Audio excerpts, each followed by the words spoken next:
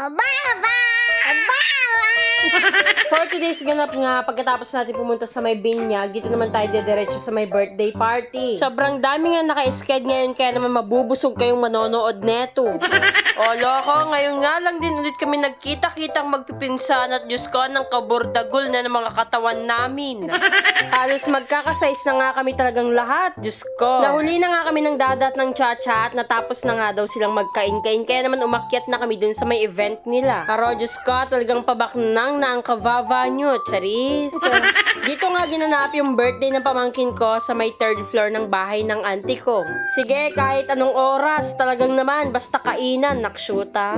Tapos nagulat nga ako sa pinsan ko, Diyos ko, nang kalaki mo din, naksyuta. Ay, Rogo, parang walang tao sa itaas, pero kung titignan mo yung mga tsinelas na yon na naksyuta, napakarami naman palang bisita ng pamangkin ko to. Kaya naman nung unti-unti ko na naakyat itong third floor, Diyos ko, nagulat naman ako sa sobrang daming bisita. Abay, syempre, mas nagulat pa rin ako sa may handa ng pinsan ko, naksyuta. Hindi ko nga masyadong napansin yung mga batang naliligo doon dahil mas kaagaw-agaw pansin itong lechon, naksyuta, elepanteng lechon, charis.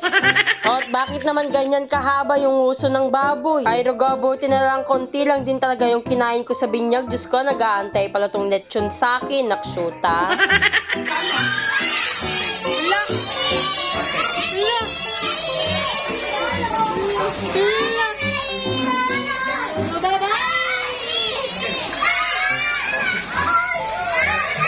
Aro, Diyos ko, napakaraming pamangkin, puro pa man din babae, naksyuta. Excited na nga rin na mag-swimming ang cha-cha, pero mas excited akong kumain itong lechon. Halo ko, carbon lodi. Kaya naman kumidil na muna ako ng kaunti dyan, saka ako naman pinapak kung gaano kalutong, naksyuta, mas malutong sa mura mo, charis. At so sobrang busy ko nga kumain, Diyos ko, nagsibabaan na itong mga manginginom na to. Paano ba naman kasi sobrang init dun sa taas, naksyuta. Kahit gustuin mo namang maligo dun sa may swimming pool, Diyos ko, hindi ka makakasingit sa sobrang dami nila. Paano hindi ka pagpapawisan na Diyos ko, tanghaling tapat, nagiinom kayo. Samantalang to mga batang to, Diyos ko, ng kasasarap ng buhay, naka-aircon.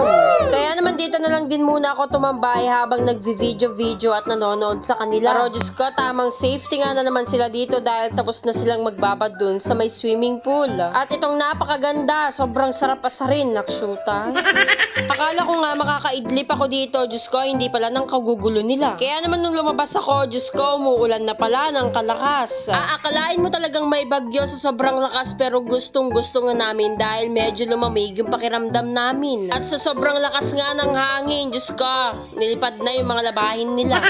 Samantalang yung mga manginginom, tuloy pa rin talagang session nila, naksyuta. Wala na nga akong masyadong magawa nito, kaya naman sila na lang din talaga yung pagtritripan ko habang ito sobrang lakas ng hangin. At dali-dali na nga akong pumasok sa loob at nagugutom na nga ako noong mga oras na to. At saktong nagbubukas na nga ng ref itong pinsan ko at kukunin nga daw niya yung cake.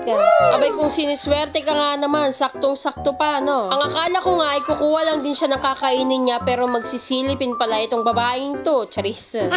Abay, syempre hindi na rin ako nagpatalo dyan dahil ito na nga yung pinaka-exciting part sa lahat. Ay, Rogo, kapag hindi ka nga magsisilipin, Diyos ko, wala tayong uulamin mamayang gabi. Nagtagisan nga kami ng galing dito ng pinsan ko at paramihan talaga kami na may uuwi, charis. Kinuha na nga namin yung pagkakataon na to para makapagsilipin dahil Diyos ko, busy magmaritesan yung mga tita namin, charis. Dahil nga baka pag nakita kami, mag-aagawan pa kaming lahat, di naubusan ako, naksyuta. Pero nahuli na pala akong nagselipin dahil sila nauna na. Abay, mas matindi na naman pala sila kesa sa akin, naksyuta. Talagang isa ito sa mga target lock namin ng pinsan ko. Nung natapos na nga akong humiwa ng cake ko dyan, ito na nga yung pinakasama rin ng mga silipin ko, naksyuta. Kaya naman sumafety na rin ako dyan at dumiretso na nga ako dito sa may ref ng auntie ko. Dahil kukunin ko nga yung iinumin naming wine. Abay, syempre hindi dapat ako pwedeng malasing dito dahil Diyos ko, kasama ko yung anak ko. Kaya naman yung mga kasama ko dito na hindi marunong uminom ng mga matatapang, ito na lang din talagang iinumin namin.